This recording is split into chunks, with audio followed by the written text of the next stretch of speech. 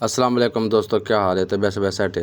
अच्छा, अज तो ना मैं इसानपुर रोड ते वला तो मैं रुकामपुर रोड दा तो मैंने नज़ारा दिखे सा। ये हुण सारे इसानपुर दी सड़क वेंदी पई। वैसे इसानपुर मैं वेंदा पिया ते इंदी सड़क दे गिनो एक के जी सड़क है। धक्के, धूड़, मिट्टी, ये सब कुछ है। इठोल हसन खां को मैं वेंदा पिया एहसानपुर दा रस्ता वे चेक कर गिनो। धक्के इतने होंदे हद को ज़्यादा जरा 2 मिनट का सफ़र होंदे ये लग वेंदे 10 मिनट लग वेंदे। अगों तुसां ये चेक कर गिनो। ये हुण कमां दे कणक भी है। अच्छा, ये नहर वे एहसानपुर वेंदा पे सफ़र। ये तो बोला ये मैं तो दस देवां जो भी 2 मिनट का सफ़र आमदे तो मिसाल सड़क साफ होंदी अगों वाला सड़क टुटी फुटी का शिकार होंदे सी।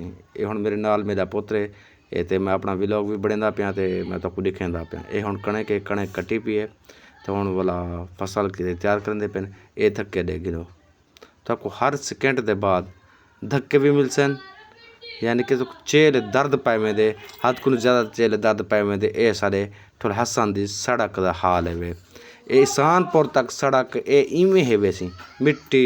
ये देख लो नहर वाली मिट्टी भी तले आवेंदी है।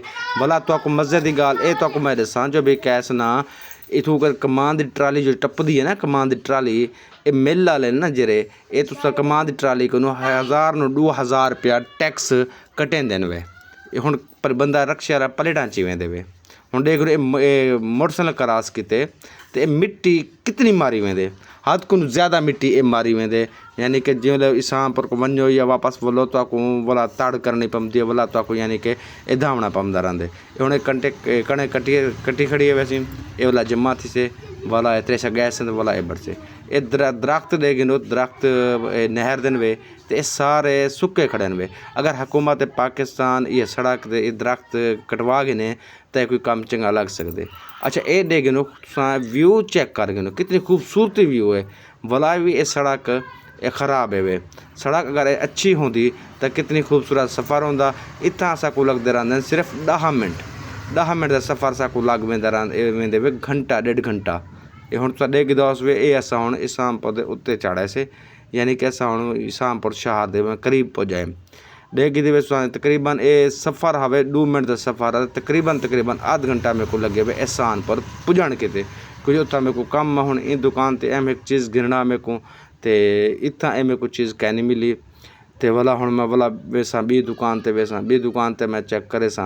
अच्छा, उतो कर तो मैं दसा वे दस्याम तो मैं रुकामपुर रोड लिखे सा। ये हुण असां रुकामपुर वेंदे पियो वेठो खैर मोहम्मद पुल आवे तो हुण ये धक्के देखिनो।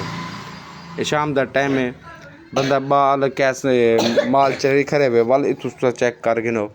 ये धक्के तो को दर्शन वे ये स्कूल आवे ये हुण धक्के वे। इतना जुल्म होंदा रहंदे हद को ज़्यादा जुल्म है। अगर तुसां ये वीडियो शेयर करो सो तो तुहाडी मेहरबानी, शेयर ना भी करो सो तो तुहाडी मेहरबानी। ये हुण देख नो मेरा पुत्र माशाअल्लाह इंदा गाजी अब्बास अली सही है। ये देख नो हुण ये धक्के वे जलील खुआर रस्ता परेशानी का सबब। अगर खुदा ना खास्ता मरीज़ एमरजेंसी भी होवे अल्लाह माफ़ करे या हम मरीज़ को पता होंदे या ही सड़क को पता होंदे। अच्छा, ये देख नो हुण नहर दे असां ये उत्ते चढ़े से ये देख लो नहर वे नहर हुण सुक्की पई हिंदे विच पानी कैनी। ठीक है ना तुसां हिंदा व्यू चेक करी जो भी कितना व्यू खूबसूरत है। हुण देख लो केजा खूबसूरत है साडा इलाका। देख लो ये असां वेंदे पियो रुकामपुर वेंदे पियो बहुत वड्डा खूबसूरत इलाका है। तो अगर यह रोड साफ सुथरी तो खूबसूरत होंदी तो केजा मंजर पेश करेंदा। बड़ी प्यारी सड़क है ये चेक कर गिनो बड़ा ही खूबसूरत है। ते धक्के धूड़ ये चेक कर गिनो धक्के तो वो थोड़ा हसन को रुकामपुर गया एहसानपुर गया से धक्के हुण थोड़ा हसन को रुकामपुर वेंदे पियो भला भी धक्के हाथ को ज़्यादा धक्के बड़ी परेशानी थी है। इथों कर वञण कारोबार वाले परेशान थी हुण देख गिनो ये शाम का टाइम है केजी खूबसूरत इलाका है। अच्छा, ये देख गिनो ये रोड ते चढ़ते कितनी खूबसूरत है। ये हुण कमांद राधा पे बड़ा खूबसूरत सिज दे गिनो सी वाह सी वाह। अच्छा, हुण कजी रोड वे बड़ा खूबसूरत है। एडू कमांद राधा पे एडू बाग हैं दे गिनो हुण इत्थे कर 1 मिनट लगदा पिया असां यानी कि शहर पुज वेसूं। अगर रोड साफ़ सुथरी होवे तो इलाके वाले दा फ़ायदा होंदे, बंदा टाइम ते पुज वेंदे, कारोबार वाले बंदा टाइम ते पुज वेंदे, कोई एमरजेंसी होंदे वो भी बंदा टाइम ते पुज वेंदा रहिंदे। इलाके दी खूबसूरती होंदी है सड़क। अगर सड़क सही कै नहीं तो कोई इलाका खूबसूरत कै नहीं। मेरा इलाके वाले नाल गुजारिश है वीडियो को शेयर करो ताकि जिहड़े बंदे वोट गिनदे ते वोट अगे ते पुजंदे मिसाल दे तौर ते ओह भला उन्हें करे वैसे वने वीडियो ताकि ओह भी कैस